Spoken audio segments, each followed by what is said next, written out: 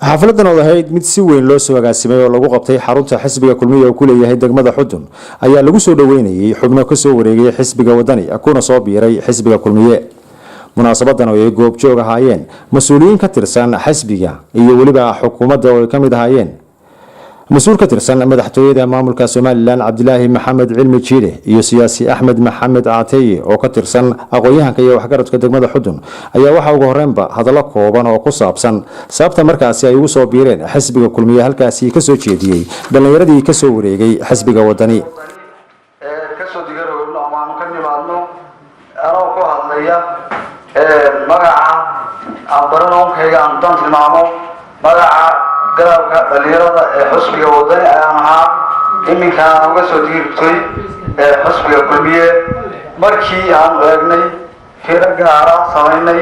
wax badan aan badgaraynay aan aqoonsanay xisbiga wadani inuusan ahayn xisbi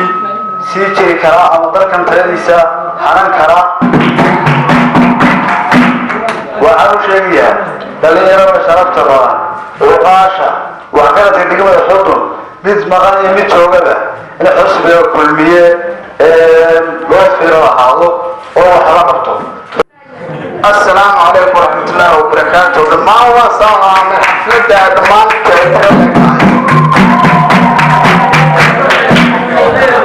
أبدالنا ستين وحاول ينوح عن كلمة حسبه وضري xisbiga wadani anagu hadii aan ka nimi anaga dhisnay wadani Xudun laga aqoon wada weydeen kaambeeyga ugu weyn ayada xisbiga ayaa maskax iyo maalba ku lumiyay waxaana kaliftay in anagu aan kulmiyada u soo galno caqabado oo xisbigu ku soo karin ama aan lagu aamini karin in codka Xudun aan ku siino oo kulmiyaha u helino ayaan maskaxdayda markaan isu geynay ayayna tusay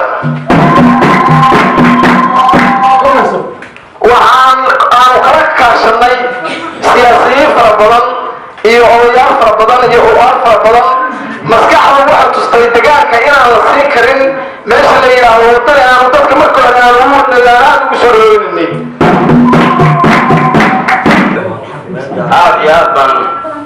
ugu faraxsannahay sida sharafta iyo qiimaha iyo qadarinta leh naloo soo dhaweeyay ilaahay baa idinka abaalgudi kara annana waxaan rajaynaynaa haddii alla idmo haddii aan nahay xubnaha muhiimka ee ka soo wareegay xisbiga wadani in aanu dardar hor leh iyo miisaan hor leh iyo meel aan xisbiga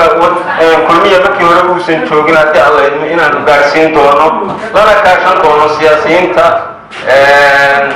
dhan walba garabka haweenka garabka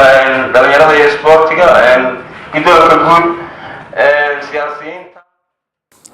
dhankan kalena waxaa goobtaasi ka hadlay ama hadallo kooban oo soo dhaweynaya ka soo jeediyey madaxa garabka haweenka ee xisbiga kulmiye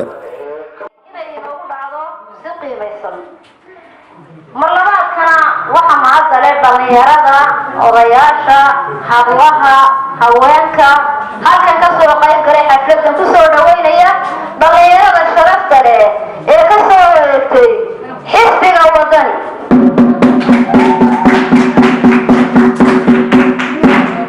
waxay yiraahdaan dadku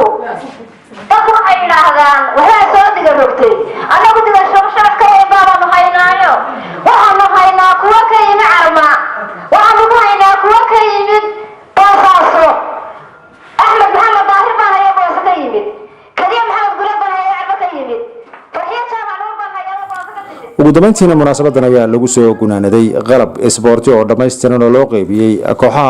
afarta ee heerka koowaad ee ka jira degmada Xudun taasi oo qalabkaasi uu gudoosiyey siyaasi Axmed Maxamed Aatay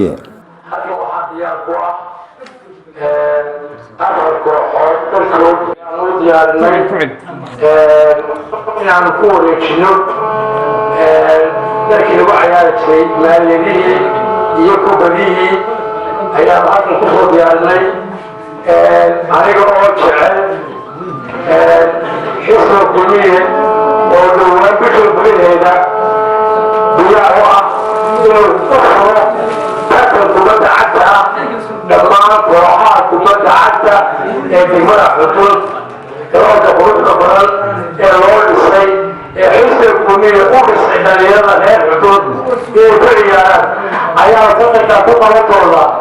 dadka oo lagu qaban doono aan ku xusi doono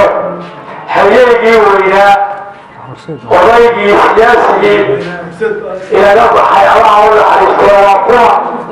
waa fulaan aadan cadde axmed cali faarax Somali News TV degmada Xudun.